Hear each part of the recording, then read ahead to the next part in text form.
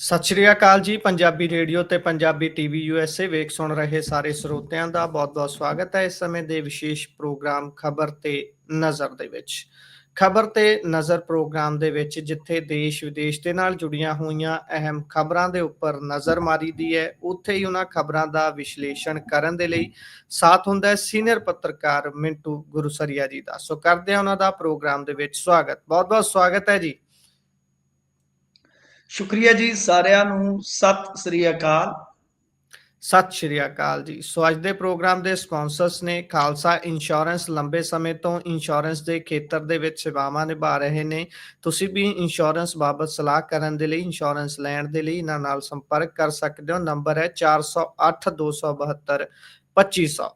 ਟਿਰਕਿਆਣਾ immigration ਲਾ firm. ਜੇ ਟਿਰਕਿਆਣਾ ਉਹਨਾਂ ਨਾਲ ਸੰਪਰਕ ਕਰ ਸਕਦੇ ਹੋ ਜੇਕਰ ਇਮੀਗ੍ਰੇਸ਼ਨ ਬਾਬਤ ਕਿਸੇ ਤਰ੍ਹਾਂ ਦੀ ਸਲਾਹ ਕਰਨੀ ਹੈ। Krishan Dhanota Yuba City. Baljinder Singh Nijjar Woodland. GN lube ਵਾਲੇ ਟਰੱਕ ਵਾਸ਼ ਕਰਦੇ ਨੇ, ਆਇਲ ਚੇਂਜ ਕਰਦੇ ਨੇ, ਏਅਰ ਬ੍ਰੇਕਸ ਦਾ ਕੰਮ ਤਸੱਲੀ ਬਖਸ਼ ਕਰਦੇ ਨੇ। ਤੁਸੀਂ ਇਹਨਾਂ ਦੇ ਕੋਲੋਂ ਨਵੇਂ ਪੁਰਾਣੇ ਟਾਇਰ ਵੀ ਖਰੀਦ ਸਕਦੇ ਹੋ। ਲੋਕੇਸ਼ਨ ਸੈਂਟਾਨੇਲਾ ਦੇ ਵਿੱਚ ਹੈ। ਨਿੰਮਾ ਸਹੋਤਾ ਉਹਨਾਂ ਦਾ ਨੰਬਰ ਹੈ 209 277 0113। ਜਸਵਿੰਦਰ ਸਿੰਘ ਨਾਗਰਾ ਰੋਜ਼ਵੈਲ। Avtar Singh Sangha Yuba city. ਬਹੁਤ ਬਹੁਤ ਧੰਨਵਾਦ ਹੈ ਇਹਨਾਂ ਸਾਰੇ ਸਪਾਂਸਰਸ ਦਾ।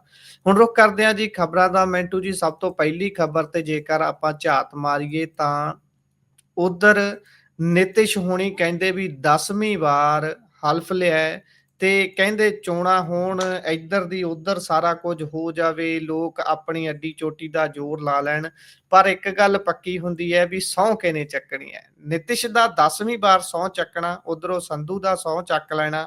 ਕਿਵੇਂ ਵੇਖਦੇ ਹੋ ਜੀ? ਸਿਆਸਤ ਦਾ ਨਿਘਾਰ ਕਹੀਏ ਜਾਂ ਸਿਆਸਤ ਦੀ ਚੋਟੀ ਵਾਲੀ ਗੱਲਬਾਤ ਇਸ ਨੂੰ ਕਹੀਏ, ਜੋ ਕੁਝ ਵਾਪਰ ਰਿਹਾ ਭਾਰਤੀ ਸਿਆਸਤ ਦੇ ਸਟੈਂਡਰਡ ਦੇ ਹਿਸਾਬ ਦੇ ਨਾਲ? ਜਿੱਥੋਂ ਤੱਕ ਹਰਮੀਤ ਸਿੰਘ ਸੰਧੂ ਦਾ ਤਾਲੁਕ ਹੈ ਕਿ ਉਹਨਾਂ ਨੇ ਮੇਰੇ ਖਿਆਲ ਦੇ ਨਾਲ ਚੌਥੀ ਵਾਰ ਸਹੁੰ ਚੁੱਕੀ ਹੈ ਬਤੌਰ ਵਿਧਾਇਕ ਜੀ। ਤੇ ਇਸ ਤਰ੍ਹਾਂ ਆਪਾਂ ਕਹਿ ਲਈਏ ਕਿ ਉਹਨਾਂ ਦੀ ਇਹ ਚੌਥੀ ਪਾਰੀ ਬਤੌਰ ਐਮਐਲਏ, ਕਿਉਂਕਿ ਇੱਕ ਵਾਰ ਉਹ ਆਜ਼ਾਦ ਜਿੱਤੇ ਸਨ ਤੇ 2 ਵਾਰੀ ਅਕਾਲੀ ਦਲ ਬਣੀਓ, ਫਿਰ ਸ਼ਿਕਸਤ ਹੋਈ ਤੇ ਹੁਣ ਉਹ ਆਮ ਆਦਮੀ ਪਾਰਟੀ ਬਣੀ ਜਿੱਤੇ ਆ। ਤਾਂ ਇੱਧਰ ਜੇ ਆਪਾਂ ਗੱਲ ਕਰੀਏ ਨਿਤੀਸ਼ ਦੀ, ਤਾਂ 10ਵੀਂ ਵਾਰ ਬਿਹਾਰ ਦੇ ਮੁੱਖ ਮੰਤਰੀ ਬਣੇ ਆ।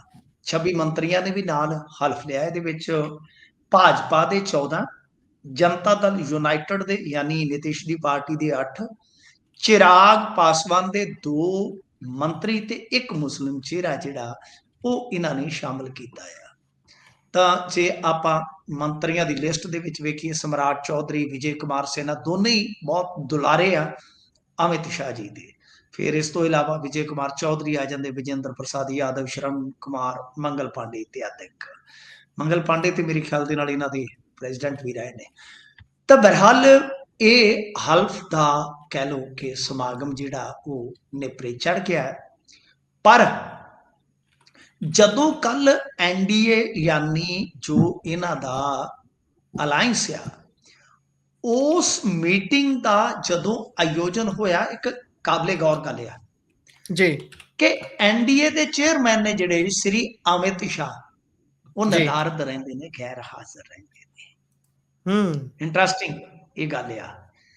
ਇਹਦਾ ਮਤਲਬ ਇਹੋ ਆ ਕਿ ਕਿਤੇ ਨਾ ਕਿਤੇ ਨਿਤਿਸ਼ ਨੂੰ ਮੁੱਖ ਮੰਤਰੀ ਮੰਨਣਾ ਪਿਆ ਜੀ। ਭਾਜਪਾ ਨੂੰ ਮੁੱਖ ਮੰਤਰੀ ਮੰਨਣਾ ਪਿਆ। ਬੇਸ਼ੱਕ ਉਹ ਵੱਡੀ ਪਾਰਟੀ ਬਣ ਗਈ, ਪਰ ਵੋਟਾਂ ਦੇ ਲਿਹਾਜ਼ ਨਾਲ ਨਿਤਿਸ਼ ਅੱਜ ਵੀ ਭਾਜਪਾ ਤੋਂ 10 ਲੱਖ ਵੋਟ ਅੱਗੇ ਨੇ ਜੀ ਲਗਭਗ। ਤਾਂ ਗੱਲ ਇਹੋ ਆ ਕਿ ਸ਼ੁਰੂਆਤ ਦੇ ਵਿੱਚ ਅਮਿਤ ਸ਼ਾਹ ਨਹੀਂ ਸਨ ਮੰਨਦੇ, ਇਹਨਾਂ ਨੂੰ ਮੁੱਖ ਮੰਤਰੀ ਦਾ ਚਿਹਰਾ ਡਿਕਲੇਅਰ ਨਹੀਂ ਸੀ ਕੀਤਾ, ਪਰ ਚਲੋ ਜਿੱਤ ਗਏ ਤਾਂ ਸਭ ਕੁਝ ਠੀਕ ਵੀ ਹੋ ਗਿਆ। ਪਰ ਇਹ ਕੱਲ ਜਿਹੜੀ ਇਹਨਾਂ ਨੇ ਵਿਧਾਇਕ ਦਲ ਦਾ ਨੇਤਾ ਚੁਣਨਾ ਸੀਗਾ, ਉਹ ਜਿਹੜੀ ਮੀਟਿੰਗ ਸੀ ਉਹਦੇ ਵਿੱਚ ਵੀ ਅਮਿਤ ਸ਼ਾਹ ਨਦਾਰਦ ਰਹੇ। ਹਾਲਾਂਕਿ ਤੁਸੀਂ ਦੇਖਿਆ ਹੋਣਾ ਕਿ ਇਹਨਾਂ ਦੇ ਜਿਹੜੇ ਸੰਦੇਸ਼ ਵਾਹਕ ਸਨ ਇੱਕ ਦੂਜੇ ਦੇ ਕੋਲ ਡਾਇਰੈਕਟਲੀ ਭਿਜਵਾਏ ਜਾ ਰਹੇ ਸਨ। ਨਿਤਿਸ਼ ਵੱਲੋਂ ਲਲਨ ਸਿੰਘ, ਸੰਜੇ ਝਾ, ਉਧਰੋਂ ਅਮਿਤ ਸ਼ਾਹ ਵੱਲੋਂ ਜਿੱਦਾਂ ਧਰਮੇਂਦਰ ਪ੍ਰਧਾਨ, ਜਾਂ ਇੱਕ ਵਾਰੀ ਚੰਦਰ ਬਾਬੂ ਨਾਇਡੂ ਦਾ ਲੜਕਾ ਵੀ ਨਿਤਿਸ਼ ਨੂੰ ਮਿਲਿਆ ਸੀਗਾ। ਤਾਂ ਇਹਦਾ ਮਤਲਬ ਇਹ ਆ ਕਿ ਭਾਜਪਾ, ਕਿਉਂਕਿ ਭਾਜਪਾ ਰਿਸਕ ਨਹੀਂ ਲੈ ਸਕਦੀ ਫਿਲਹਾਲ। ਕੁਝ ਵਿਸ਼ਲੇਸ਼ਕ ਮੰਨਦੇ ਆ ਕਿ 2 ਮਹੀਨਿਆਂ ਬਾਅਦ, 4 ਮਹੀਨਿਆਂ ਬਾਅਦ, 6 ਮਹੀਨਿਆਂ ਬਾਅਦ ਖੇਲਾ ਹੋਵੇ, ਪਰ ਮੈਂ ਨਹੀਂ ਮੰਨਦਾ। क्यों? जी, क्योंकि भाजपा ਨੂੰ पता है कि देखो इस इलैक्शन ਦਾ ਵਿਸ਼ਲੇਸ਼ਣ ਜੇ ਕਰਨਾ ਹੋਵੇ ਮੈਂ 20 ਮਿੰਟ 25 ਮਿੰਟ ਚ ਕਰ ਸਕਦਾ ਹਾਂ 20-25 ਮਿੰਟ ਦੇ जी, ਵਿੱਚ ਮਤਲਬ ਕਿ ਹੋਊਗਾ ਮੇਰੇ ਕੋਲ ਘੱਟੋ जी, ਘੱਟ 20-25 ਮਿੰਟ ਹੁਣ ਮੈਂ ਤੁਹਾਨੂੰ ਪੂਰਨ ਤੌਰ ਤੇ ਦੱਸ ਸਕਦਾ ਕਿ ਬਈ ਨੀਤੀਸ਼ ਇੱਕ ਫੈਕਟਰ ਹੈ ਉਹਨਾਂ ਕਈ ਕਾਰਨਾਂ ਚੋਂ ਇੱਕ जी, ਠੀਕ ਹੈ ਨਾ ਜੀ ਐਸੀ ਜਿੱਤ ਇਹਨਾਂ ਨੇ 2010 ਚ ਵੀ ਹਾਸਲ ਕੀਤੀ ਹੋਈ ਆ ਕੁਝ ਵਿਸ਼ਲੇਸ਼ਕ ਤੁਹਾਨੂੰ ਇਹ ਕਹਿ ਰਹੇ ਐਦਾਂ ਕਿਦਾਂ ਹੋ ਗਿਆ ਜੀ ਫਲਾਂ ਹੋ ਗਿਆ ਟਮਕਾ ਹੋ ਗਿਆ ਰਿਕਾਰਡ ਫੋਲ ਕੇ ਦੇਖ ਲਓ ਯਾਰ 2010 ਦੇ ਵਿੱਚ ਐਂ ਕੀਤਾ ਸੀ ਇਹਨਾਂ ਨੇ ਤਾਂ ਨੀਤੀਸ਼ ਦਾ ਇੱਕ ਬਹੁਤ ਵੱਡਾ ਰੋਲ ਸੀ ਚਾਹੇ ਉਹ ਨੀਤੀਗਤ ਫੈਸਲੇ ਹੋਣ ਚਾਹੇ ਕਹਿ ਲਓ ਕਿ ਜਾਤ ਆਧਾਰਿਤ ਵੋਟ ਹੋਵੇ ਪਛੜੇ ਵਰਗ ਦੀ ਵੋਟ ਹੋਵੇ ਸੋ ਨੀਤੀਸ਼ ਅੱਜ ਵੀ ਬਿਹਾਰ ਦੀ ਪਸੰਦ ਹੈਗੇ ਇਹਦੇ 'ਚ ਕੋਈ ਸ਼ੱਕ ਨਹੀਂ ਪਰ ਜੋ ਕਹਿ ਲਓ ਕਿ ਕੋਈ ਜੂਆ ਖੇਡਦੇ ਨੇ ਭਾਜਪਾ ਵਾਲੇ ਇਧਰ ਉਧਰ ਦੀ ਗੱਲ ਕਰਦੇ ਆ ਤਾਂ ਨੀਤੀਸ਼ ਦੇ ਹੱਥ 'ਚ ਲੱਡੂ ਰਹਿਣਾ ਹੀ ਰਹਿਣਾ ਕਿਉਂਕਿ ਉਹਦੇ ਨਾਲ ਜਿੱਤਨ ਮਾਂਝੀ ਆ ਉਹਦੇ ਨਾਲ ਉਪੇਂਦਰ ਕੁਸ਼ਵਾਹਾ ਹੈ ਉਹਦੇ ਨਾਲ ਲਾਲੂ ਕੇ ਆ ਜਾਣਗੇ ਉਹਦੇ ਨਾਲ ਕਾਂਗਰਸ ਨੂੰ ਕੋਈ ਪ੍ਰੋਬਲਮ ਨਹੀਂ ਹੈ ਉਹਦੇ ਨਾਲ ਤੇ ਲੈਫਟਿਸਟ ਵੀ ਆ ਸਕਦੇ ਆ ਸ਼ਾਇਦ ਕੱਲ ਉਹਦੇ ਨਾਲ ਤੇ ਓਵੇਸੀ ਵੀ ਆ ਜਾਊਗਾ ਮੈਨੂੰ ਲੱਗਦਾ ਕਿਉਂਕਿ ਉਹ ਤੇ ਅਵਤਾਰ ਪਾਰਟੀਆਂ ਕਰਦਾ ਹੀ ਰਿਹਾ ਹੈ जी, ਸੋ ਇਸ ਕਰਕੇ ਮੇਰੇ ਖਿਆਲ ਦੇ ਨਾਲ ਭਾਜਪਾ ਦੇ ਕੋਲ ਕੋਈ ਹੋਰ ਬਦਲ ਨਹੀਂ ਸੀ ਹਾਂ ਮੈਂ ਮਤਲਬ ਕਿ ਇਹ ਗੱਲ ਜ਼ਰੂਰ ਮੰਨਣਾ ਵਾ ਕਿ ਠੀਕ ਹੈ ਭਾਜਪਾ ਨੇ ਵੀ ਆਪਣਾ ਰੋਲ ਅਦਾ ਕੀਤਾ ਹੈ ਪਰ ਇਹ ਗੱਲ ਸਾਫ਼ ਆ ਕਿ ਭਾਜਪਾ ਕੋਲ ਬਦਲ ਨਾ ਹੋਣ ਕਰਕੇ ਉਹਨਾਂ ਨੇ ਚੁੱਪਚਾਪ ਨੀਤੀਸ਼ ਨੂੰ ਪ੍ਰਵਾਨ ਕਰ ਲਿਆ ਪਰ ਹੁਣ ਇਹ ਇੰਟਰਸਟਿੰਗ ਹੋਏਗਾ ਕਿ ਪੋਰਟਫੋਲੀਓ ਜਿਹੜੇ ਆ ਉਹ ਭਾਜਪਾ ਨੂੰ ਮਨ ਭਾਉਂਦੇ ਮਿਲਣਗੇ ਜਿੱਦਾਂ ਹੋਮ ਹੁੰਦਾ ਹੈ ਜਾਂ ਇਸ ਤਰ੍ਹਾਂ ਕੁਝ ਸਪੀਕਰ ਦੀ ਵੀ ਇੱਕ ਪਦਵੀ ਹੁੰਦੀ ਹੈ ਉਹ ਵੀ ਬਹੁਤ ਜ਼ਰੂਰੀ ਹੋ ਜਾਂਦੀ ਹੈ ਇਹੋ ਜੀ ਸਟੇਜ ਤੇ ਤਾਂ ਦੇਖਣਾ ਹੋਏਗਾ ਕਿ ਪੋਰਟਫੋਲੀਓ ਦੀ ਜਿਹੜੀ ਵੰਡ ਹੋਏਗੀ ਉਹਦੇ 'ਚ ਕਿਹਨੂੰ ਕੀ ਮਿਲਦਾ ਜੀ। ਸੋ ਇਹ ਵੀ ਵੇਖਣ ਵਾਲੀ ਗੱਲਬਾਤ ਸਾਰੀ ਹੋਊਗੀ, ਜ਼ਰੂਰ ਉਸ ਨੂੰ ਵੀ ਵੇਖਾਂਗੇ। ਇਸ ਤੋਂ ਅੱਗੇ ਆਪਾਂ ਹੁਣ ਪੰਜਾਬ ਵੱਲ ਆਉਂਦੇ ਹਾਂ ਤੇ ਮਾਨ ਨੇ ਜਥੇਦਾਰ ਸਾਹਿਬ ਦੇ ਉੱਤੇ ਤੰਜ਼ ਕੱਸਿਆ ਜੀ।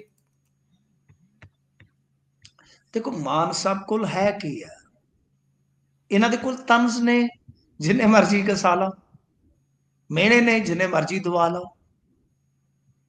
ਤਾਂ ਇਹਨਾਂ ਨੂੰ ਕੋਈ ਨਾ ਕੋਈ ਮਤਲਬ ਕਿ ਚਾਹੀਦਾ ਹੁੰਦਾ ਜਿੱਥੇ ਨਿਸ਼ਾਨੇ ਕੱਸ ਸਕਣ ਅੱਜ ਤੁਸੀਂ ਵੇਖੋ ਕਿ ਇਹਨਾਂ ਨੇ ਜਿਹੜੀ ਗੱਲ ਕਹੀ ਆ ਕਿ ਜਿਨ੍ਹਾਂ ਦੀ ਨਿਯੁਕਤੀ ਦੇ ਵਿੱਚ ਮਰਿਆਦਾ ਭੰਗ ਹੋਈ ਆ ਉਹ ਮਰਿਆਦਾ ਸਿਖਾਉਣਗੇ ਜੀ, ਜੇਬਾਂ ਦੇ ਵਿੱਚੋਂ ਜਥੇਦਾਰ ਨਿਕਲਦੇ ਆ ਇਹ ਇਹਨਾਂ ਨੇ ਅਕਾਲ ਤਖਤ ਸਾਹਿਬ ਦੀ ਜਥੇਦਾਰ ਦੀ ਨਿਯੁਕਤੀ ਤੇ ਤੰਜ਼ ਕੱਸਿਆ ਹੈ ਉਹਨਾਂ ਨੇ ਕਿਹਾ ਕਿ ਇਹ ਲੋਕ ਸੰਤਾਂ ਤੇ ਮਹਾਪੁਰਸ਼ਾਂ ਨੂੰ ਮਰਿਆਦਾ ਦੱਸਣਗੇ ਜਿਨ੍ਹਾਂ ਦੀ ਨਿਯੁਕਤੀ ਦੇ ਸਮੇਂ ਮਰਿਆਦਾ ਭੰਗ ਹੋਈ ਆ ਤੇ ਹੁਣ ਤੱਕ ਇਹ ਪ੍ਰਮਾਣ ਪੱਤਰ ਲੈਂਦੇ ਫਿਰ ਰਹੇ ਆ ਕਿ ਸਾਨੂੰ ਮੰਨ ਲਓ ਹੁਣ ਦੁਬਾਰਾ ਪੰਗਾ ਲੈਂਦੇ ਆ ਉਸ ਸਮੇਂ ਮਰਿਆਦਾ ਕਿੱਥੇ ਸੀ ਜਦੋਂ ਇਹ ਮਤਲਬ ਕਿ 2 ਵਜੇ ਜਦੋਂ 2 ਵਜੇ ਮਤਲਬ ਕਿ ਇਹਨਾਂ ਨੇ ਉਹਦਾ ਸੰਭਾਲਿਆ ਉਹ ਕਹਿ ਰਹੇ ਸੀਗੇ ਵੈਸੇ ਤੇ ਜੀ, ਤੁਹਾਨੂੰ ਪਤਾ ਖਬਰਾਂ ਦੇ ਵਿੱਚ ਸਾਰੀਆਂ ਚੀਜ਼ਾਂ ਜਿਹੜੀਆਂ ਉਹ ਕਈ ਵਾਰ ਇਧਰ ਉਧਰ ਛਾਪ ਦਿੱਤੀਆਂ ਜਾਂਦੀਆਂ ਪਰ ਇਹਨਾਂ ਦੇ ਕਹਿਣ ਦਾ ਮਤਲਬ ਇਹ ਆ ਕਿ ਵੀ ਉਦੋਂ ਮਰਿਆਦਾ ਕਿੱਥੇ ਸੀ ਜਦੋਂ ਤੁਹਾਨੂੰ 2 ਵਜੇ ਦਸਤਾਰਬੰਦੀ ਕਰਨੀ ਪਈ ਇਹ ਜੀ, ਅੱਜ ਧੂਰੀ ਦੇ ਵਿੱਚ ਬੋਲ ਰਹੇ ਸੀਗੇ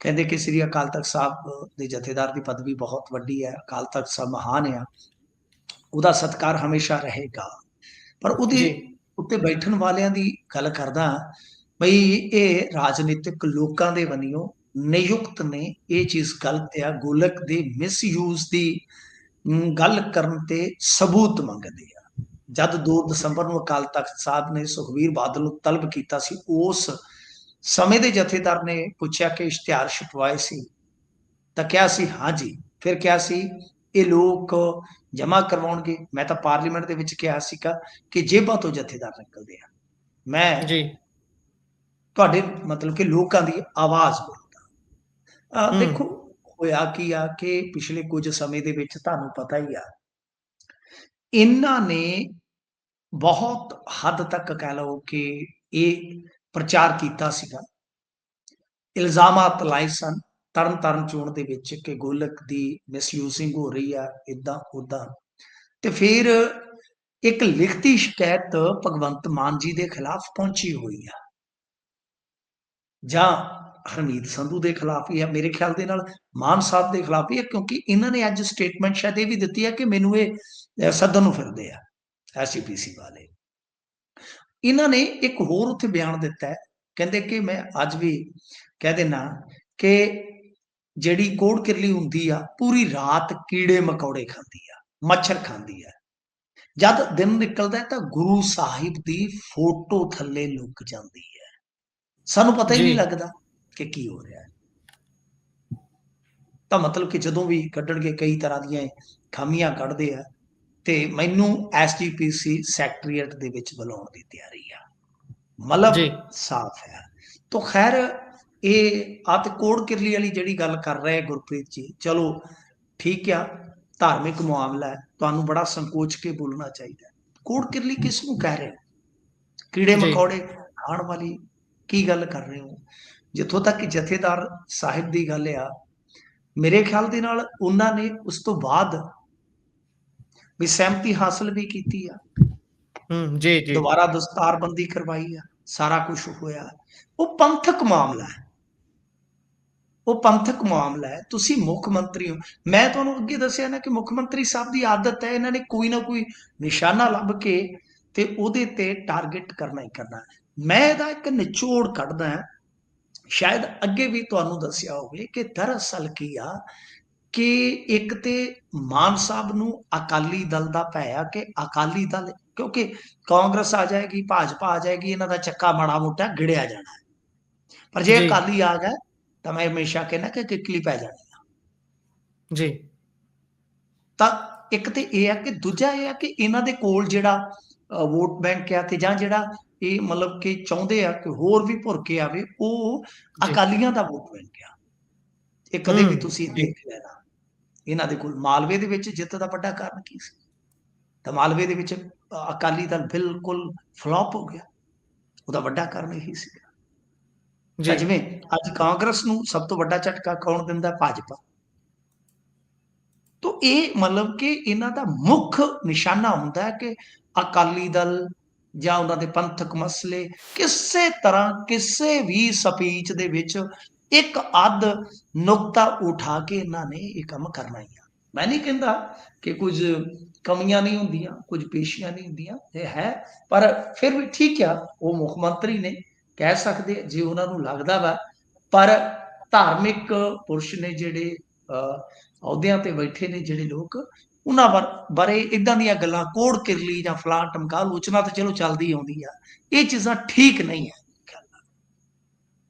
ਜੀ ਸੋ ਅੱਗੇ ਜੇਕਰ ਆਪਾਂ ਇਸ ਤੋਂ ਚੱਲੀਏ ਤਾਂ ਉਧਰ ਕਹਿੰਦੇ ਵੀ ਵਿੱਤ ਮੰਤਰੀ ਨੂੰ ਵਕੀਲਾਂ ਨੇ ਘੇਰਾ ਪਾ ਲਿਆ ਜੀ, ਕਿਹੜੇ ਮਾਮਲੇ ਦੇ ਵਿੱਚ? ਨਹੀਂ ਦੇਖੋ, ਇਹ ਤੇ ਸੰਗਰੂਰ ਗਏ ਸਨ ਤੇ ਉੱਥੇ ਵਕੀਲ ਪਹਿਲਾਂ ਹੀ ਪ੍ਰੋਟੈਸਟ ਤੇ ਉਤਾਰੂ ਆ। ਉਹਨਾਂ ਨੇ ਇਹਨਾਂ ਦਾ ਘਰਾਓ ਕੀਤਾ, ਪਰ ਜਿਸ ਤਰ੍ਹਾਂ ਘਰਾਓ ਦੇ ਦਰਮਿਆਨ ਇਹਨਾਂ ਨੂੰ ਸ਼ੀਸ਼ਾ ਡਾਊਨ ਕਰਨਾ ਪਿਆ ਤੇ ਜਿਸ ਤਰ੍ਹਾਂ ਇਹਨਾਂ ਨੇ ਅੱਖਾਂ ਕੱਢ ਕੇ ਵੇਖਿਆ, ਉਹ ਸੀਨ ਜੇ ਤੁਸੀਂ ਦੇਖੋ ਤੇ ਤੁਹਾਨੂੰ ਕੋਈ ਫਿਲਮੀ ਸੀਨ ਲੱਗੇਗਾ। ਤੇ ਫਿਰ ਜਿਸ ਤਰ੍ਹਾਂ, ਕਿਉਂਕਿ ਇਹ ਆਪ ਪੇਸ਼ੇ ਤੋਂ ਵਕੀਲ ਨੇ, ਮੇਰੇ ਖਿਆਲ ਦੇ ਨਾਲ ਇਸੇ ਹੀ ਬਾਰ ਐਸੋਸੀਏਸ਼ਨ ਦੇ ਮੈਂਬਰ ਨੇ ਇਹ, ਤਾਂ ਇਹ ਪੇਸ਼ੇ ਤੋਂ ਖੁਦ ਵਕੀਲ ਨੇ। ਤੇ ਜਿਸ ਤਰ੍ਹਾਂ ਇਹਨਾਂ ਨੇ ਗੱਲਬਾਤ ਕੀਤੀ ਕਿ ਤੁਸੀਂ ਉੱਥੇ ਰੈਸਟ ਹਾਊਸ ਆ ਜਾਓ ਯਾਰ, ਤੇ ਮੈਨੂੰ ਫੋਨ ਕਰ ਲੈਂਦੇ, ਇਦਾਂ ਹੁੰਦਾ। ਤਾਂ ਤੁਸੀਂ ਦੇਖੋ ਕਿ ਇਹਨਾਂ ਦੇ ਇੱਕ ਵਿਧਾਇਕ ਨੇ ਕੀ ਕੀਤਾ, ਪਤਾ ਜੀ ਤੁਹਾਨੂੰ ਕਿ ਮੈਂ ਡਾਕਟਰ ਹਾਂ ਜੀ ਤਾਂ ਜੀ ਪੜ੍ਹੇ, ਹੁਣ ਮੈਨੂੰ ਸਵਾਲ ਕਰਨਗੇ ਜੀ। ਮੈਨੂੰ ਇਹ ਗੱਲ ਪਸੰਦ ਨਹੀਂ ਤੇ ਲੋਕਾਂ ਨੂੰ ਉਹ ਗੱਲ ਨਹੀਂ ਪਸੰਦ ਆਈ ਕਿ ਤੇਰੇ ਨਾਲ ਅਸੀਂ ਗੱਲ ਕਰ ਲਈ, ਹੁਣ ਐਮਬੀਬੀਐਸ ਕਰਕੇ ਕਿੱਥੋਂ ਆਈਏ, ਯੂਕਰੇਨ ਜਾਈਏ, ਪਹਿਲਾਂ ਐਮਬੀਬੀਐਸ ਕਰਕੇ ਆਈਏ। ਜੀ ਕਮਾਲ ਜੀ ਦੀਆਂ ਗੱਲਾਂ ਨੇ ਇਹਨਾਂ ਦੀਆਂ। ਤਾਂ ਮਤਲਬ ਕਿ ਉੱਥੇ ਇਹ ਆ ਕਿ ਕੋਈ ਵਕੀਲ ਦਾ ਮਸਲਾ ਜਿੰਨਾ ਕੁ ਮੈਂ ਜਾਣਿਆ, ਤਾਂ ਉਹ ਵਕੀਲ ਦਾ ਜਿਹੜਾ ਮਸਲਾ ਹੈ ਉਸ ਨੂੰ ਉਲਝਾ ਦਿੱਤਾ ਜ਼ਿਆਦਾ। ਉਹਨਾਂ ਦੇ ਮੁਤਾਬਕ ਜੋ ਸਥਾਨਕ ਵਿਧਾਇਕਾ ਹੈ ਭਰਾਜ, ਨਰਿੰਦਰ ਕੌਰ ਭਰਾਜ, ਜੀ ਨਰਿੰਦਰ ਕੌਰ ਭਰਾਜ ਨੇ ਕਹਿੰਦੇ ਕਿ ਇੰਨਾ ਵੱਡਾ ਮੁੱਦਾ ਬਣਾ ਦਿੱਤਾ ਕਿ ਅੱਜ ਵਕੀਲ ਕੰਮਕਾਰ ਛੱਡ ਕੇ ਆਪਣੇ ਵਕੀਲ ਲਈ ਇਨਸਾਫ ਵਾਸਤੇ ਲੜਨ ਰਹੇ ਨੇ। ਜੀ ਵੈਸੇ ਤੇ ਇਹ ਵੀ ਮੇਰੇ ਖਿਆਲ ਦੇ ਨਾਲ ਰਿਕਾਰਡ ਹੀ ਹੋਏਗਾ। ਰਿਕਾਰਡ ਤੇ ਇੰਨੇ ਕਾਇਮ ਕਰਦੇ ਨੇ, ਗੱਲਾਂ ਹੀ ਛੱਡ ਦਿਓ। ਆ ਏਟੀਐਮ ਦਾ ਉਦਘਾਟਨ ਕਰ ਦਿੱਤਾ ਅੱਜ, ਜੀ ਜੀ ਨਿੱਜੀ ਬੈਂਕ ਦਾ ਉਦਘਾਟਨ ਆ। ਮੇਰੇ ਪੇਜ ਤੇ ਜਾ ਕੇ ਤੁਸੀਂ ਫੋਟੋਆਂ ਦੇਖੋ, ਤੁਹਾਨੂੰ ਹਾਸਾ ਹੱਸ ਕੇ ਤੁਹਾਡੀ ਸਾਰੇ ਦਿਨ ਦੀ ਥਕਾਵਟ ਲੈ ਜਾਣੀ। ਜੀ ਯਾਰ ਕਦੇ ਆ ਵੀ ਦਿਨ ਆਉਣੇ ਸੀ, ਕਦੇ ਆ ਵੀ ਦਿਨ ਵੇਖਣੇ ਸੀ, ਨਹੀਂ ਰੁੱਸੀ ਹੋਈ ਤਕਦੀਰ ਵਰਗੇ, ਤੇਰੇ ਪਿਆਰ 'ਚ ਹਾਲਾਤ ਸਾਡੇ ਬਣ ਗਏ ਨਹੀਂ ਜੰਮੂ ਕਸ਼ਮੀਰ ਵਰਗੇ। ਇਹ ਇਹੋ ਜਿਹੇ ਹਾਲਾਤ ਵੀ ਅਸੀਂ ਦੇਖਣੇ ਸੀਗੇ ਜੀ। ਵੀ ਕਮਾਲ ਹੀ ਜੀ ਹੋ ਗਈ ਆ। ਏਟੀਐਮ ਦਾ ਉਦਘਾਟਨ, ਉਹ ਵੀ ਨਿੱਜੀ ਬੈਂਕ ਦਾ ਏਟੀਐਮ। ਵੀ ਬੰਦਾ ਜੀ ਪੁੱਛੇ ਤੁਹਾਡਾ ਇਹਦੇ ਵਿੱਚ ਕੀ ਲੱਲਾ ਖੱਖਾ ਹੈ, ਦੱਸੋ ਤੇ ਸਹੀ। ਹੁਣ ਮਤਲਬ ਕਿ ਕਰਨ ਲਈ ਕੁਛ ਹੈ ਹੀ ਨਹੀਂ ਹੈ। ਆਹੀ ਕੁਝ ਜੀ, ਹੈ। ਜੇ ਕੋਈ ਕੰਮ ਕਰਦਾ ਹੈ, ਉਹਦੇ ਕੰਮ 'ਚ ਡਿੱਕਾ ਪਾ ਦਿਓ। ਇਹ ਵੀ ਤੇ ਕਹਿੰਦੇ ਕੰਮ ਹੀ ਆ, ਕੰਮ ਕਰਨ ਹੀ ਆਏ, ਜੀ, ਲੋਕਾਂ ਨੇ ਕੰਮ ਕਰਨ ਲਈ ਚੁਣਿਆ। ਤੋ ਇਸ ਤਰ੍ਹਾਂ ਇਹਨਾਂ ਦਾ ਮਾਹੌਲ ਹੀ ਏਦਾਂ ਦਾ ਬਣਿਆ ਪਿਆ, ਗੱਲ ਹੀ ਛੱਡ ਦਿਓ, ਸਮਝ ਤੋਂ ਬਾਹਰ ਆ ਕੰਮ-ਕਾਰ ਕਰਨ ਦਾ ਤਰੀਕਾ। ਸੋ ਫੇਰ ਹੁਣ ਪਤਾ ਨਹੀਂ ਵਕੀਲਾਂ ਨੂੰ ਇਹ ਮਿਲੇ ਆ ਕਿ ਨਹੀਂ। ਚੀਮਾ ਸਾਹਿਬ ਕਾਫੀ ਘਿਰ ਗਏ, ਉਹਨਾਂ ਨੇ ਨਾਅਰੇਬਾਜ਼ੀ ਵੀ ਕੀਤੀ, ਥੋੜ੍ਹੀ ਇਹਨਾਂ ਨੇ ਤਲਖੀ ਵੀ ਵਿਖਾਈ ਆ, ਪਰ ਬਤੌਰ ਵਿੱਤ ਮੰਤਰੀ ਜਿਸ ਤਰ੍ਹਾਂ ਦਾ ਉਹਨਾਂ ਦਾ ਰਵੱਈਆ, ਜਿਸ ਤਰ੍ਹਾਂ ਦਾ ਮੈਂ ਉਹਨਾਂ ਦਾ ਬਈ ਦੇਖਿਆ, ਮੈਨੂੰ ਲੱਗਦਾ ਕਿ ਇਹਨਾਂ ਨੂੰ ਥੋੜ੍ਹਾ ਜਿਹਾ ਆਪਣੇ ਆਪ ਦੇ ਵਿੱਚ, ਕਿਉਂਕਿ ਚੀਮਾ ਸਾਹਿਬ ਹੁਣ ਕੋਈ ਨਵੇਂ ਨਹੀਂ ਹੈ, ਚੀਮਾ ਸਾਹਿਬ ਜੀ, ਵਕੀਲ ਵੀ ਰਹੇ ਨੇ ਪੇਸ਼ੇ ਤੋਂ, ਬਹੁਤ ਸੀਨੀਅਰ ਆਗੂ ਬਣ ਚੁੱਕੇ ਆ। ਥੋੜ੍ਹਾ ਜਿਹਾ ਇਹਨਾਂ ਨੂੰ ਵੇਖਣਾ ਪਵੇਗਾ ਕਿ ਬਈ ਆਹੀ ਚੀਜ਼ਾਂ ਤੁਸੀਂ ਕਰਦੇ ਰਹੇ ਹੋ, ਏਦਾਂ ਹੀ ਵਿਰੋਧ ਕਰਦੇ ਰਹੇ ਹੋ, ਏਦਾਂ ਹੀ ਸਵਾਲ ਕਰਦੇ ਰਹੇ ਹੋ, ਕਿ ਹੁਣ ਲੋਕਾਂ ਨੂੰ ਤੁਸੀਂ ਏਦਾਂ ਨਾ ਕਰੋ। ਤੁਹਾਨੂੰ ਇਹ ਲੋਕ ਜਿਤਾ ਕੇ ਇੱਥੋਂ ਤੱਕ ਲੈ ਕੇ ਆਏ ਆ, ਸਮੱਸਿਆਵਾਂ ਹੁੰਦੀਆਂ ਨੇ, ਲੋਕੀ ਖੰਡ ਖਾਂਦੇ ਥੋੜ੍ਹੀ ਏਦਾਂ ਸੜਕਾਂ ਘੇਰਦੇ ਆ। ਮਤਲਬ ਕਿ ਜੀ, ਧਿਆਨ ਦੇ ਨਾਲ ਗੱਲ ਸੁਣੋ ਬਈ, ਉਹਨਾਂ ਦਾ ਮਸਲਾ ਹੱਲ ਕਰੋ। ਤੁਹਾਡੀ ਵਿਧਾਇਕਾ ਦਾ ਕਿੰਨਵਾਂ ਰੌਲਾ ਹੈ, ਤੁਸੀਂ ਆਪ ਹੀ ਗਿਣ ਲਓ। ਕਦੇ ਟਰੱਕ ਯੂਨੀਅਨ ਦਾ ਰੌਲਾ, ਕਦੇ ਫਲਾਣਾ ਰੌਲਾ, ਕਦੇ ਕੁਝ। ਇੱਕ ਵਾਰੀ ਤੇ ਉਹਦਾ ਘਰ ਵਾਲਾ ਦਾਣਾ ਮੰਡੀ 'ਚ ਗੰਢਿਆਂ ਦੀ ਆਮਦ ਹੋਈ ਸੀ, ਉਹਦਾ ਹੀ ਉਦਘਾਟਨ ਕਰ ਗਿਆ। ਵੀ ਮਤਲਬ ਕਿ ਏਦਾਂ ਸਾਰਾ ਕੁਝ ਚੱਲਦਾ ਭਾਈ।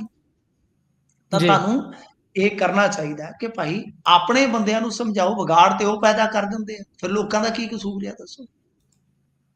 ਜੀ।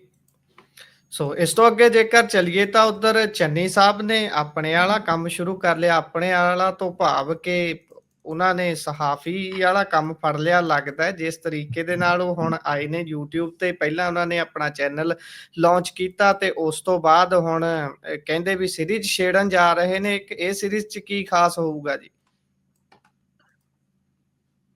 ਵੇਖੋ, ਗੱਲ ਇਹ ਆ ਕਿ ਪਹਿਲਾਂ ਨਾ, ਅੱਜ ਤੋਂ 7-8 ਸਾਲ ਪਹਿਲਾਂ, ਜੀ, ਜਦੋਂ ਵੀ, ਹੁਣ ਵੀ ਹੈਗਾ, ਆਵਾਜ਼ ਆ ਰਹੀ ਹੈ ਜੀ? ਜੀ, ਗੁਰਪ੍ਰੀਤ, ਤੁਸੀਂ ਦੇਖਿਆ ਹੋਣਾ, ਜਿਹੜੇ ਮੁੰਡੇ ਕੁੜੀਆਂ ਫੇਮਸ ਹੋ ਜਾਂਦੇ ਨੇ ਨਾ ਸੋਸ਼ਲ ਮੀਡੀਆ ਤੇ, ਉਹਨਾਂ ਨੂੰ ਜੀ, ਫਿਲਮਾਂ 'ਚ ਮੌਕਾ ਮਿਲ ਜਾਂਦਾ ਹੈ। ਜੀ, ਤੇ ਕਈ ਵਾਰ ਤੇ ਉਹਨਾਂ ਦਾ ਵਿਚਾਰਿਆਂ ਦਾ ਇੱਧਰੋਂ ਕੰਮ ਵੀ ਰੁਲ ਜਾਂਦਾ, ਨਾ ਫਿਲਮਾਂ 'ਚ ਨਾ ਉੱਥੇ। ਜੀ, ਉਹਦੇ 'ਚ ਕੀ ਹੁੰਦਾ ਕਿ ਕੈਲਕੂਲੇਸ਼ਨ ਹੁੰਦੀ ਹੈ ਜਨਾਬ, ਵੀ ਕਿਹਦੇ ਕਿੰਨੇ ਫਾਲੋਅਰ ਆ, ਇਹਨੂੰ ਫਿਲਮ 'ਚ ਇੱਕ ਦੋ ਸੀਨਾਂ 'ਚ ਲੈ ਲਓ, ਆਪੇ ਫਾਲੋਇੰਗ ਆ ਜਾਏਗੀ। ਹੂੰ, ਫੰਡਾ ਹੁੰਦਾ। ਤੇ ਮੈਨੂੰ ਲੱਗਦਾ ਕਿ ਲੀਡਰ ਵੀ ਇਦਾਂ ਬਣਿਆ ਕਰਨਗੇ ਜੀ, ਹੌਲੀ ਹੌਲੀ। ਆ ਜਿਵੇਂ ਤੁਸੀਂ ਕਿਹਾ ਕਿ ਉਹਨਾਂ ਨੇ ਆਪਦਾ ਚੈਨਲ ਬਣਾ ਲਿਆ, ਏਦਾਂ ਉਦਾਂ, ਮੈਨੂੰ ਲੱਗਦਾ ਕਿ ਪਾਰਟੀਆਂ ਵੀ ਇਹ ਚੈੱਕ ਕਰਨ ਲੱਗ ਪਈਆਂ ਹੋਣਗੀਆਂ ਕਿ ਕਿਹਦੇ ਕਿੰਨੇ ਫਾਲੋਅਰ ਆ। ਜੀ, ਤੇ ਚੰਨੀ ਸਾਹਿਬ ਵੀ ਹੁਣ ਆ ਗਏ, ਜਿਵੇਂ ਤੁਹਾਨੂੰ ਪਤਾ ਨਵਜੋਤ ਸਿੰਘ ਸਿੱਧੂ ਨੇ ਆਪਣਾ ਚੈਨਲ ਬਣਾ ਲਿਆ, ਉਸ ਤੋਂ ਬਾਅਦ ਇਹ ਜੀ, ਆ ਗਏ ਨੇ ਵੀ ਘਰ ਘਰ ਚੱਲੀ ਗੱਲ ਤੇ ਚੰਨੀ ਕਰਦਾ ਮਸਲੇ ਹੱਲ। ਹੁਣ ਚੰਨੀ ਕਰਦਾ ਮਸਲੇ ਹੱਲ, ਇਹਦਾ ਸਾਫ਼ ਸੰਕੇਤ ਹੈ ਜੀ, ਕੋਈ ਗੱਲ ਗੁੱਲ ਨਹੀਂ ਚੱਲੀ ਹੈਗੀ, ਗੱਲ ਚਲਾਈ ਗਈ ਆ। ਕਿਉਂ? ਕਿਉਂਕਿ ਹੂੰ, ਰਾਜਾ ਵੜਿੰਗ ਡਾਊਨ ਹੋ ਗਿਆ। ਜਿਵੇਂ ਹੀ ਰਾਜਾ ਵੜਿੰਗ ਡਾਊਨ ਹੋਇਆ ਤੇ ਨਾਲ ਪ੍ਰਤਾਪ ਬਾਜਵਾ ਨੇ ਆਪਣਾ ਕਵਰ ਚੇਂਜ ਕਰ ਲਿਆ, ਮਿਸ਼ਨ 2027, ਜੀ, ਤੇ ਨਾਲ ਦੀ ਨਾਲ ਇਹਨਾਂ ਨੇ ਚਾਲੂ ਕਰ ਦਿੱਤਾ ਚੰਨੀ ਕਰਦਾ ਮਸਲੇ ਹੱਲ। ਚਲੋ ਜੀ, ਬਸ ਠੀਕ ਠਾਕ ਆ। ਰਾਜਾ ਵੜਿੰਗ ਹਾਈ ਕੋਰਟ ਪਹੁੰਚ ਗਿਆ, ਕਹਿੰਦਾ ਨਹੀਂ, ਉਹ ਹਾਰਦਾ, ਹਲੇ ਤੇ ਜੱਟ ਪੂਰਾ ਕਾਇਮ ਆ, ਕਿ ਜੇ ਉਧਰੋਂ ਰਾਹਤ ਮਿਲ ਗਈ ਤੇ ਉਤਲੇ ਪਾਸੇ ਸੈਟਿੰਗ ਹੋ ਗਈ ਤਾਂ ਉਹ ਵੀ ਮੈਦਾਨ 'ਚ। ਤਿੰਨ ਤੇ ਇਹ ਹੋ ਗਏ ਜੀ, ਸਰ, ਤਿੰਨ ਤੇ ਇਹ ਹੋ ਗਏ, ਦੋ ਤਿੰਨ ਹੋਰ ਚਾਹਵਾਨ ਆ, 6-7 ਮੁੱਖ ਮੰਤਰੀ ਦੇ ਚਿਹਰੇ ਤੇ ਹੈਗੇ ਹੀ ਆ। ਤਾਂ ਜੀ, ਚੰਨੀ ਸਾਹਿਬ ਨੇ ਐਨ ਮੌਕੇ ਤੇ ਚੌਕਾ ਮਾਰਨ ਦਾ ਯਤਨ ਕੀਤਾ ਕਿ ਜਿਵੇਂ ਹੀ ਰਾਜਾ ਵੜਿੰਗ ਡਾਊਨ ਹੋਏ, ਐਸੀ ਭਾਈਚਾਰੇ ਦੀ ਜਿਹੜੀ ਨਾਰਾਜ਼ਗੀ ਆ ਉਹਨਾਂ ਨੂੰ ਝੱਲਣੀ ਪਈ, ਟ੍ਰੋਲਿੰਗ ਝੱਲਣੀ ਪਈ, ਕੁਝ ਮਾਮਲਿਆਂ ਦੇ ਵਿੱਚ ਉਹ ਕਾਨੂੰਨੀ ਤੌਰ ਤੇ ਫਸ ਗਏ ਨੇ, ਤੇ ਨਾਲ ਦੀ ਨਾਲ ਚੰਨੀ ਸਾਹਿਬ ਨੇ ਆਪਦਾ ਕੰਮ ਚਲਾ ਦਿੱਤਾ। ਇਹੀ ਤੇ ਰਾਜਨੀਤੀ ਹੁੰਦੀ ਹੈ। ਹੂੰ, ਤੁਸੀਂ ਚੰਨੀ ਸਾਹਿਬ ਨੂੰ ਏਦਾਂ ਨਾ ਗਿਣੋ ਕਿ ਉਹ ਕੱਲੀ ਬੱਕਰੀ ਚੋਣੀ ਜਾਣਦੇ ਆ, ਮੰਜਾ ਬੁਣਨਾ ਜਾਣਦੇ ਆ, ਟੈਂਟ ਗੱਡਣਾ ਜਾਣਦੇ ਆ, ਸੀਪ ਖੇਡਣੀ ਜਾਣਦੇ ਆ, ਬੈਂਗਣ ਬਣਾਉਣੇ ਜਾਣਦੇ ਆ, ਉੱਤੇ ਭੜਥਾ ਖੜ ਕੇ ਕਿਸੇ ਢਾਬੇ ਤੇ। ਸਰ, ਜੀ, ਉਹ ਰਾਜਨੀਤੀ ਦੇ ਵਿੱਚ ਆਪਣੀ ਭਲ ਬਣਾਉਣੀ ਵੀ ਜਾਣਦੇ ਆ। ਤਾਂ ਉਹਨਾਂ ਨੇ ਹੂੰ, ਕਰ ਦਿੱਤਾ ਸ਼ੁਰੂ। ਇਹ ਮਿਸ਼ਨ 2027 ਆ, ਇਹ ਕੱਲਾ ਜੀ, ਬਾਜਵੇ ਦਾ ਕਵਰ ਨਹੀਂ ਹੈ, ਮਿਸ਼ਨ 2027 ਵਾਸਤੇ ਹੀ ਕੰਮ ਚੱਲਣ ਡਿਆ। ਤਾਂ ਆਉਣ ਵਾਲੇ ਦਿਨਾਂ ਦੇ ਵਿੱਚ ਜੇ ਇਹਨਾਂ ਦੇ ਅੱਡੋ ਅੱਡ ਮਿਸ਼ਨ ਇਦਾਂ ਹੀ ਚੱਲਦੇ ਰਹੇ ਨਾ, ਕਿ ਕਿਸੇ ਦੀ ਗੱਲ ਚੱਲ ਰਹੀ ਹੈ, ਕਿਸੇ ਦਾ ਮਿਸ਼ਨ ਚੱਲ ਰਿਹਾ ਹੈ, ਕਿਸੇ ਦਾ ਕੁਝ ਚੱਲ ਰਿਹਾ ਹੈ, ਤੇ ਮੈਨੂੰ ਲੱਗਦਾ ਜੀ, ਇਹ ਮਿਸ਼ਨ ਸਾਰੇ ਫੇਲ ਨਾ ਹੋ ਜਾਣ ਕਿਤੇ।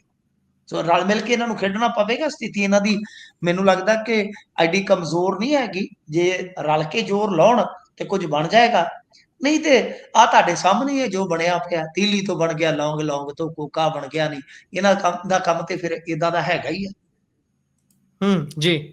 ਉਧਰ ਇਸ ਤੋਂ ਪਹਿਲਾਂ ਜੇਕਰ 22 ਵਾਲੀਆਂ ਚੋਣਾਂ ਤੇ ਨਿਗਾਹ ਮਾਰੀਏ ਤਾਂ ਇਹਨਾਂ ਸਾਰਿਆਂ ਦੇ ਵਿੱਚੋਂ ਇੱਕ ਚੀਜ਼ ਪਹਿਲਾਂ ਹੀ ਕਹਿ ਲਈਏ ਵੀ ਮੌਕਾ ਦੇਖ ਕੇ ਨਵਜੋਤ ਸਿੱਧੂ ਹੁਣੀ ਕਰ ਗਏ ਸੀ। ਉਹਨਾਂ ਨੇ ਆਪਣੇ ਅਲੱਗ ਕਾਫੀ ਪ੍ਰੋਗਰਾਮ ਏਦਾਂ ਦੇ ਕੀਤੇ ਸੀ ਪਟਿਆਲੇ ਦੇ ਵਿੱਚ, ਜਿੱਦਾਂ ਇਹ ਹੁਣ ਅਲੱਗ-ਅਲੱਗ ਤੁਰੇ ਫਿਰਦੇ ਨੇ। ਹਾਂਜੀ, ਉਹਨਾਂ ਨੇ ਤੇ ਇੱਕ ਆਧਾ ਚੈਨਲ ਚਲਾ ਲਿਆ ਸੀਗਾ ਨਾ, ਪਤਾ ਨਹੀਂ ਕਿਹੜਾ, ਉਹ ਗੱਲ ਕਰਦੇ ਸੀ ਪੰਜਾਬ ਦਾ ਕੁਛ ਇਸ ਤਰ੍ਹਾਂ ਦਾ।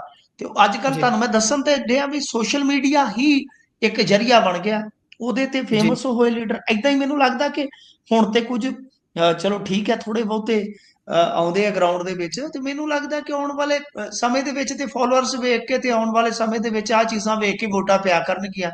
ਚੈਨਲਾਂ ਤੇ ਹੂੰ, ਉੱਥੇ ਹੀ ਲਾਈਵ ਹੋਇਆ ਕਰਨਗੇ, ਕਿਹੜੇ ਧਰਨੇ ਮੁਜ਼ਾਹਰੇ। ਵੈਸੇ ਵੀ ਇੰਡੀਆ ਦੇ ਵਿੱਚ ਪਹਿਲੀ ਗੱਲ ਕਿ ਸੰਘਰਸ਼ ਦਾ ਕਣ ਜਿਹੜਾ ਮਰਦਾ ਜਾ ਰਿਹਾ ਹੈ। ਦੂਜੀ ਗੱਲ ਹੈ ਕਿ ਜੀ, ਜੇ ਕਿਤੇ ਸੰਘਰਸ਼ ਹੁੰਦਾ ਵੀ ਆ ਤੇ ਉਸ ਸੰਘਰਸ਼ ਨੂੰ ਗੌਲਿਆ ਹੀ ਨਹੀਂ ਜਾਂਦਾ ਸਰ। ਲੋਕ ਵੀ ਨਹੀਂ ਹੂੰ, ਗੌਲਦੇ, ਪ੍ਰਸ਼ਾਸਨ ਵੀ ਜੀ, ਨਹੀਂ ਜੀ। ਗੌਲਦਾ। ਜੀ, ਸਥਿਤੀਆਂ ਚੇਂਜ ਹੋ ਰਹੀਆਂ ਨੇ। ਉਹੀ ਗੱਲ ਹੈ, ਮੈਂ ਇੱਕ ਪੁਰਾਣੇ ਅਕਾਲੀ ਤੇ ਮੌਜੂਦਾ ਭਾਜਪਾਈ ਆਗੂ ਨਾਲ ਗੱਲ ਕਰ ਰਿਹਾ ਸੀ ਵੀ ਭਾਈ ਅਕਾਲੀ ਦਲ ਦਾ ਤਾਂ ਇਤਿਹਾਸ ਹੀ ਸਾਰਾ ਮੋਰਚਿਆਂ ਦਾ ਹੈ। ਤੁਸੀਂ ਗੱਲ ਕਰਦੇ ਹੋ ਕਿ ਹੁਣ ਧਰਨਾ ਨਹੀਂ ਲਾਉਣਾ। ਉਹ ਕਹਿੰਦੇ ਧਰਨਾ ਕਿਉਂ ਲਾਉਣਾ ਹੈ ਜਦ ਹੁਣ ਲੜਾਈ ਹੀ ਸੋਸ਼ਲ ਮੀਡੀਆ ਦੀ ਰਹਿ ਗਈ ਹੈ। ਅਸੀਂ ਸੋਸ਼ਲ ਮੀਡੀਆ ਤੇ ਬਹੁਤ ਕੁਝ ਕਰ ਸਕਦੇ ਹਾਂ। ਬਿਲਕੁਲ ਤੁਹਾਡੀ ਗੱਲ ਠੀਕ ਹੈ ਵੀ ਹੁਣ ਪੋਲੀਟੀਸ਼ੀਅਨ ਸੋਚਦੇ ਹੀ ਇਹ ਨੇ ਵੀ ਭਾਈ ਆਪਾਂ ਸਿਰਫ ਇੱਕ ਬਿਆਨ ਦੇ ਅਗਰ ਦਿੰਦੇ ਹਾਂ, ਇਹਨਾਂ ਉਹਦੇ ਨੂੰ ਨਾਲ ਕਹੋ ਫਰਕ ਰੈਲੀ ਵੀ ਇੱਥੇ ਕਰ ਲਿਆ ਕਰੋ, ਵਰਚੁਅਲ ਰੈਲੀ ਕਰ ਲਿਆ ਕਰੋ, ਸਾਨੂੰ ਕਿਉਂ ਸਿਆਪੇ 'ਚ ਪਾਇਆ ਅਜੇ। ਜੀ, ਜੀ, ਜੀ। ਇਹ ਤਾਂ ਹਾਲਾਤ ਨੇ। ਸੋ ਇਸ ਤੋਂ ਅੱਗੇ ਚੱਲਦੇ ਹਾਂ, ਆਪਾਂ ਗੱਲ ਕਰੀਏ ਅੰਮ੍ਰਿਤਪਾਲ ਸਿੰਘ ਹੋਣਾ ਦੀ। ਐਮਪੀ ਅੰਮ੍ਰਿਤਪਾਲ ਸਿੰਘ ਹੋਣੀ ਪਹਿਲਾਂ ਸੁਪਰੀਮ ਕੋਰਟ ਸਿੱਧਾ ਚੱਲ ਗਏ ਸੀ। ਸੁਪਰੀਮ ਕੋਰਟ ਨੇ ਉਹਨਾਂ ਨੂੰ ਇੱਕ ਕਹਿ ਲਈਏ ਵੀ ਤਰੀਕੇ ਦੇ ਨਾਲ ਉੱਥੇ ਤੱਕ ਆਉਣ ਦੀ ਗੱਲ ਆਖੀ ਸੀ ਵੀ ਭਾਈ ਜੇ ਤੁਹਾਡਾ ਕੰਮ ਹੇਠਾਂ ਨਿਬੜਦਾ ਤੇ ਤੁਸੀਂ ਸਾਨੂੰ ਖੇਚਲ ਕਿਉਂ ਦਿੰਦੇ ਹੋ। ਤੇ ਹੁਣ ਪਟੀਸ਼ਨ ਲੈ ਕੇ ਕਹਿੰਦੇ ਹਾਈ ਕੋਰਟ ਗਏ ਨੇ ਐਮਪੀ ਅੰਮ੍ਰਿਤਪਾਲ ਸਿੰਘ ਹੋਣੀ। ਹਾਂਜੀ, ਦੇਖੋ ਉਹ ਪਟੀਸ਼ਨ ਸੀਗੀ ਸ਼ਾਇਦ ਐਨਐਸਏ ਦੀ ਐਕਸਟੈਂਸ਼ਨ ਨੂੰ ਚੈਲੰਜ ਦੇ ਵਜੋਂ। ਜੀ, ਇਹ ਮਾਮਲਾ ਜਿਹੜਾ ਹੈ ਇਹ ਹਾਈ ਕੋਰਟ ਦੇ ਵਿੱਚ ਗਿਆ ਹੈ ਇਸ ਵਾਸਤੇ ਕਿਉਂਕਿ 1 ਤੋਂ 9 ਦਸੰਬਰ ਤੱਕ ਇਹਨਾਂ ਨੇ ਯਾਨੀ ਮੰਗੀ ਆ ਰਾਹਤ ਕਿ ਅਸੀਂ ਸਰਦ ਰੁੱਤ ਸੈਸ਼ਨ ਦੇ ਵਿੱਚ ਹਿੱਸਾ ਲੈਣਾ, ਜਿਹਦੇ ਲਈ ਇੰਟਰਮ ਬੇਲ ਚਾਹੀਦੀ ਆ। ਜੀ, ਮਤਲਬ 8 ਦਿਨ ਦੀ ਇੰਟਰਮ ਬੇਲ ਦੇ ਦਿਓ, ਤਾਂ ਇੱਕ ਤਰ੍ਹਾਂ ਨਾਲ ਕਹਿ ਲਓ ਕਿ ਪੈਰੋਲ। ਜੀ, ਤਾਂ ਹੁਣ ਦੇਖਣਾ ਹੋਏਗਾ ਕਿ ਇਹਦੇ ਵਿੱਚ ਕੀ ਕੁਝ ਹੋ ਸਕਦਾ, ਕਿਉਂਕਿ ਜਿਹੜੀ ਪਟੀਸ਼ਨ ਆ ਉਹਦੇ 'ਚ ਐਨਐਸਏ ਦੀ ਧਾਰਾ 15 ਦਾ ਹਵਾਲਾ ਦਿੱਤਾ ਹੈ, ਜੋ ਖਾਸ ਪਰਿਸਥਿਤੀਆਂ ਦੇ ਵਿੱਚ ਨਜ਼ਰਬੰਦ ਵਿਅਕਤੀ ਨੂੰ ਪੈਰੋਲ ਦੇਣ ਦਾ ਅਧਿਕਾਰ ਪ੍ਰਦਾਨ ਕਰਦੀ ਆ। ਇਮਾਨ ਸਿੰਘ ਖਾਰਾ ਦੇ ਜ਼ਰੀਏ ਦੱਸਦੇ ਕਿ ਪਟੀਸ਼ਨ ਦਾਖਲ ਕੀਤੀ ਗਈ ਆ। ਤਾਂ ਹੁਣ ਦੇਖੋ, ਨੁਕਤਾ ਤੇ ਬਹੁਤ ਪਾਏਦਾਰ ਆ, ਇਹਦੇ 'ਚ ਜੀ, ਤੇ ਕੋਈ ਸ਼ੱਕ ਨਹੀਂ। ਜੇ ਐਨਐਸਏ ਦੀ ਧਾਰਾ 15 ਦੇ ਵਿੱਚ ਇਹ ਪ੍ਰਬੰਧ ਆ ਕਿ ਖਾਸ ਪਰਿਸਥਿਤੀਆਂ ਦੇ ਅਧੀਨ, ਕਿਉਂਕਿ ਦੇਖੋ ਇੰਜੀਨੀਅਰ ਰਾਸ਼ਿਦ ਨੂੰ ਰਾਹਤ ਮਿਲੀ ਸੀ, ਤੁਹਾਨੂੰ ਯਾਦ ਹੋਣਾ, ਹਾਈ ਕੋਰਟ ਦੇ ਜੀ, ਵਿੱਚ ਇੱਕ ਪੇਡ ਮਤਲਬ ਕਿ ਉਹਨਾਂ ਨੂੰ ਰਾਹਤ ਦਿੱਤੀ ਗਈ ਸੀ ਸੈਸ਼ਨ ਦੇ ਵਿੱਚ ਹਿੱਸਾ ਲੈਣ ਲਈ, ਕਿਉਂਕਿ ਇੰਜੀਨੀਅਰ ਰਾਸ਼ਿਦ ਐਮਪੀ ਹੈ। ਤਾਂ ਜੀ, ਉਹ ਮਾਮਲਾ ਕਿਉਂਕਿ ਤੁਹਾਨੂੰ ਪਤਾ ਹੀ ਆ ਜੁੜਿਆ ਹੋਇਆ ਯੂਏਪੀਏ ਦੇ ਨਾਲ, ਤਾਂ ਇਹ ਹੈਗਾ ਜੀ, ਐਨਐਸਏ ਦੇ ਨਾਲ। ਤਾਂ ਮੇਰੇ ਖਿਆਲ ਦੇ ਨਾਲ ਨੁਕਤਾ ਤੇ ਇਹਨਾਂ ਨੇ ਚੰਗਾ ਤਗੜਾ, ਗਰਾਊਂਡ ਤੇ ਚੰਗਾ ਤਗੜਾ ਲੱਭਿਆ। ਤਾਂ ਜੀ, ਹੋ ਸਕਦਾ ਸੁਪਰੀਮ ਕੋਰਟ ਤੱਕ ਵੀ ਚਲੇ ਜਾਵੇ। ਇੰਟਰਸਟਿੰਗ ਹੋਏਗੀ ਲੜਾਈ, ਕਿਉਂਕਿ ਇਹਦੇ ਚ ਕੇਂਦਰ ਨੇ ਆ ਕੇ ਤੇ ਪੰਜਾਬ ਸਰਕਾਰ ਨੇ ਆ ਕੇ ਤੇ ਸਹਿਮਤੀ ਨਹੀਂ ਦੇਣੀ, ਪਰ ਕੀ ਜੀ, ਕੋਰਟ ਦੀ ਸਹਿਮਤੀ ਜਿੱਤ ਸਕਦੀ ਹੈ ਪਟੀਸ਼ਨ। ਬਸ ਇਹੀਓ ਦਿਲਚਸਪ ਗੱਲ ਹੈ, ਇੱਥੇ ਹੀ ਸਾਰੀ ਕਹਾਣੀ ਖਲੋ ਜਾਣੀ ਆ ਕੇ। ਤਾਂ ਜੇ ਕੋਰਟ ਦੀ ਸਹਿਮਤੀ ਜਿੱਤ ਗਈ ਪਟੀਸ਼ਨ ਕਿ ਹਾਂ ਭਾਈ ਇਹਦੇ ਵਿੱਚ ਪ੍ਰਬੰਧ ਵੀ ਹੈ, ਚਲੋ ਜ਼ਰੂਰਤ ਵੀ ਆ, ਤੁਸੀਂ ਇੱਕ ਬੇਲ ਬਾਉਂਡ ਭਰ ਦਿਓ, ਬੇਲ ਬਾਉਂਡ ਭਰ ਕੇ ਤੁਸੀਂ 7-8 ਦਿਨ ਇਸ ਕਾਰਵਾਈ ਦੇ ਵਿੱਚ ਸ਼ਿਰਕਤ ਕਰੋ ਤੇ ਉਸ ਤੋਂ ਬਾਅਦ ਸਰੈਂਡਰ ਕਰ ਦਿਓ। ਤਾਂ ਮਿੱਥੀ ਤਰੀਕ ਤੇ ਉਹ ਜਾ ਕੇ ਸਰੈਂਡਰ ਹੁੰਦਾ ਬੰਦੇ ਦਾ। ਸੋ ਇਸ ਵਾਸਤੇ ਹੂੰ, ਇੰਟਰਸਟਿੰਗ ਹੈ, ਗਰਾਊਂਡ ਬੜਾ ਦਿਲਚਸਪ ਹੈ ਇਸ ਵਾਰੀ ਪਟੀਸ਼ਨ ਦਾ। ਜੀ। ਸੋ ਉਧਰ ਥਾਰ ਵਾਲੀ ਬੀਬੀ ਨੂੰ ਕਹਿੰਦੇ ਵੀ ਜ਼ਮਾਨਤ ਮਿਲ ਗਈ ਹੈ, ਇਸ ਨੂੰ ਕਿਵੇਂ ਦੇਖੀਏ? ਹਾਂ, ਬਸ ਇਸ ਨੂੰ ਇਦਾਂ ਹੀ ਦੇਖੀਏ ਵੀ ਹੁਣ ਕੋਈ ਇੰਟਰਵਿਊ ਦੁਬਾਰਾ ਨਾ ਕਰ ਲਵੇ ਕਿਤੇ ਸਾਡੇ ਭਰਾ ਦੇ ਨਾਲ ਹੋਰ ਨਾ ਸਿਆਪਾ ਜੀ, ਪੈ ਜਾਵੇ। ਤੇ ਉਹ ਬੜੀ ਇੱਕ ਜੀ, ਗੱਲ ਬਣੀ ਹੈ ਨਾ, ਤਾਂ ਜੀ, ਉਹ ਜੀ। ਮੇਰੇ ਸ਼ਹਿਰ ਦਾ ਹੈ। ਤੁਹਾਡੇ ਵੀ ਤਾਂ ਤੁਹਾਡੇ ਵੀ ਪੋਸਟ ਦੇ ਥੱਲੇ ਮੈਂ ਕਮੈਂਟ ਹੀ ਪੜ੍ਹ ਰਿਹਾ ਸੀ, ਉਹ ਕਹਿੰਦੇ ਭਾਈ ਇੱਕ ਇੰਟਰਵਿਊ ਬਣਦੀ ਆ ਹੋਰ। ਨਹੀਂ, ਉਹ ਵੀ ਤੁਹਾਡੇ ਵਾਂਗੂ ਛੋਟਾ ਭਰਾ ਹੈ, ਤਾਂ ਹੱਸ ਖੇਡ ਜੀ, ਲਈਦਾ। ਖੈਰ ਦੇਖੋ ਗੱਲ ਇਹ ਆ ਕਿ ਬਈ ਜਿਹੜਾ ਇਹ ਮਾਮਲਾ ਹੈ ਨਾ, ਇਹ ਉਸੇ ਤਰ੍ਹਾਂ ਦਾ ਹੀ ਮਾਮਲਾ ਹੈ ਜਿਸ ਤਰ੍ਹਾਂ ਦਾ ਹੁਣ ਵੇਖੋ ਮਜੀਠੀਏ ਜੀ, ਦਾ ਮਾਮਲਾ। ਠੀਕ ਆ, ਇਹ ਡਰੱਗ ਦੇ ਕੇਸ 'ਚ ਫੜੀ ਗਈ ਤੇ ਉਹ ਵੀ ਡਰੱਗ ਦੇ ਜੀ, ਕੇਸ ਦੇ ਵਿੱਚ ਸਮਾਨਤਾ ਵਾ ਦੇਖੋ। ਠੀਕ ਹੈ ਨਾ, ਘਿਰੇ ਡਰੱਗ ਦੇ ਕੇਸ ਦੇ ਵਿੱਚ ਹੀ ਇਹ ਦੋਨੇ, ਤੇ ਦੋਨਾਂ ਦਾ ਮਾਮਲਾ ਇਹ ਹੈ ਕਿ ਦੋਨਾਂ ਨੂੰ ਫਿਰ ਮੁੜ ਕੇ ਸਾਹਮਣਾ ਕਿਹੜੇ ਕੇਸ 'ਚ ਕਰਨਾ ਪੈ ਗਿਆ ਕਿ ਆਮਦਨ ਤੋਂ ਵੱਧ ਪ੍ਰਾਪਰਟੀ ਬਣਾਈ ਹੈ। ਦੋਨਾਂ ਦੀ ਕਹਾਣੀ ਸੇਮ ਆ, ਤੇ ਦੋਨਾਂ ਦੇ ਕੇਸਾਂ ਦੇ ਵਿੱਚ ਤੁਹਾਨੂੰ ਪਤਾ ਮੇਰੀ ਜਿਹੜੀ ਆਪਣੀ ਰਾਏ ਸੀ ਉਹ ਇਹੋ ਸੀ ਕਿ ਚਾਰਜ ਸ਼ੀਟ ਫਾਈਲ ਹੋਣ ਤੋਂ ਬਾਅਦ ਇਹਨਾਂ ਦੀ ਜ਼ਮਾਨਤ ਹੋ ਜਾਣੀ ਆ। ਅੱਜ ਦੀ ਤਰੀਕ ਦੇ ਵਿੱਚ ਜੇ ਆਪਾਂ ਵੇਖੀਏ ਗੁਰਪ੍ਰੀਤ, ਤਾਂ ਇਹਨੂੰ ਜ਼ਮਾਨਤ ਮਿਲ ਗਈ 5 ਕੁ ਮਹੀਨਿਆਂ ਦੇ ਅੰਦਰ ਅੰਦਰ, ਕਿਉਂਕਿ ਇਹਦੀ ਚਾਰਜ ਸ਼ੀਟ ਫਾਈਲ ਹੋ ਗਈ ਸੀ। 2 ਕੁ ਪੇਸ਼ੀਆਂ ਤੇ ਲਟਕਾ ਦਿੱਤੀ ਗਈ ਹੈ ਬੀਬੀ ਨਾ, ਜੀ, ਬਈ ਜਿਹੜੀ ਵਿਜੀਲੈਂਸ ਸੀ ਕਿ ਅਸੀਂ ਜੀ ਬੈਂਕ ਖਾਤਾ ਜੇ ਇਹਦਾ ਦੇਖਣਾ ਹੈ ਜੀ, ਕਰਨਾ ਹੈ। 2 ਵਾਰੀ ਚਾਰਜ ਸ਼ੀਟ, ਜਿਹੜੀ ਸਪਲੀਮੈਂਟਰੀ ਚਾਰਜ ਸ਼ੀਟ ਹੁੰਦੀ ਹੈ ਨਾ, ਉਹ ਪੇਸ਼ ਨਹੀਂ ਸੀ ਕੀਤੀ ਗਈ। ਜੀ, ਫਿਰ ਕੋਰਟ ਨੇ ਤੈਅ ਕਰ ਦਿੱਤਾ ਸੀਗਾ ਕਿ ਸ਼ਾਇਦ 18 ਕਿ 19 ਤਰੀਕ ਤੱਕ ਤੁਹਾਨੂੰ ਇੱਕ ਲਾਸਟ ਮੌਕਾ ਹੈ।